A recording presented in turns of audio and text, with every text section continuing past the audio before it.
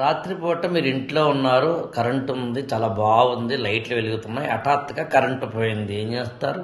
సరే, కరెంటు వాళ్ళను ప్రభుత్వాలను తిట్టుకున్నా ఎండ్ పాయింట్ ఏం చేస్తారు?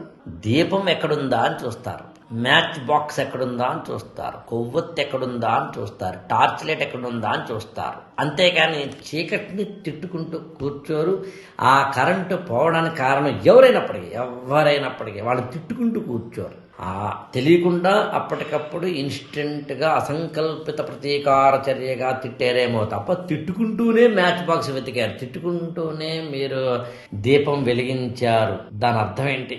సమస్యని చీకటితో పోలుద్దాం, సమస్యకు కారణమైన వాళ్ళని కారకులుగా పోలుద్దాం, సొల్యూషన్ ఏమో ఇప్పుడు మనం మాట్లాడుతున్న ఈ దీపం కొవ్వొత్తుతోటి పోలుద్దాం.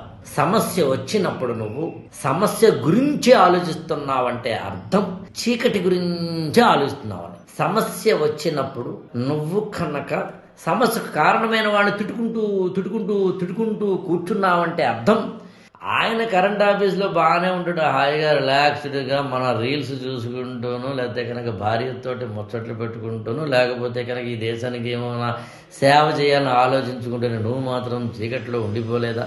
లేదా చీకటి తిట్టుకుంటూ కూర్చుని దీపం వెలిగించడానికి ప్రయత్నాలు చేయకపోతే చీకట్లోనే ఉంటావు, సమస్యలోనే ఉంటావు. ఆ సమస్య పెళ్లి కావచ్చు, పెళ్లిలోంచి వచ్చిన సమస్యలు కావచ్చు, ఆ సమస్య నీకు జాబ్ రాకపోవడం కావచ్చు, ఆ సమస్య 10th క్లాస్లో ఎగ్జామ్ ఫెయిల్ అవ్వడం కావచ్చు, ఇంటర్మీడియట్లో ఫెయిల్ అవ్వడం కావచ్చు, ఆ సమస్య నువ్వు ఐఏఎస్ ప్రిపేర్ అవ్వాలా మానాలా అన్నది కావచ్చు, ప్రిపేర్ అవ్వాలంటే ఎక్కడ ప్రిపేర్ అవ్వాలన్నది కావచ్చు. ఒకవేళ ఐఏఎస్ ప్రిపేర్ అయితే కోచింగ్ సెంటర్ వాడు నా జీవితాన్ని ఆగమాగం చేశాడు, నాకు ఏం చెప్పలేదు అని చెప్పి వాడిని తిట్టుకుంటూ కూర్చోవడం కాకుండా నిజంగానే సమస్య అయితే కనుక వాళ్ళతో వెళ్తూ మాట్లాడతావు. లేని పక్షంలో కనుక కొత్తగా దీపం ఎలా వెలిగించాలో ఆలోచిస్తావు. సింపుల్ చెప్పమంటారు ఒక్క మాటలో, లైఫ్లో చీకటిని తిట్టుకుంటూ కూర్చోకండి, సమస్యను తలుచుకుంటూ కూర్చోకండి, పరిష్కారం వైపే ఆలోచించాలి. అందుకని ఎప్పుడు జీవితంలో సమస్యను సమస్యగా చూడనప్పుడు ఏమవుతుందంటే మన బ్రెయిన్ ఏది సమస్య కాదు. అప్పుడు ఏమవుతుంది? సమస్యను ఛాలెంజ్ చేస్తున్నావు, సమస్యని నువ్వు మామూలు జీవన విధానంలో భాగంగా చేస్తున్నావు.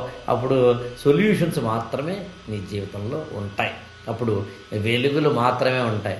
కరెంట్ కావచ్చు, కొవ్వొత్తి కావచ్చు. ఈ ఛానల్ని లైక్ చేయండి, షేర్ చేయండి, సబ్స్క్రైబ్ చేసుకోండి.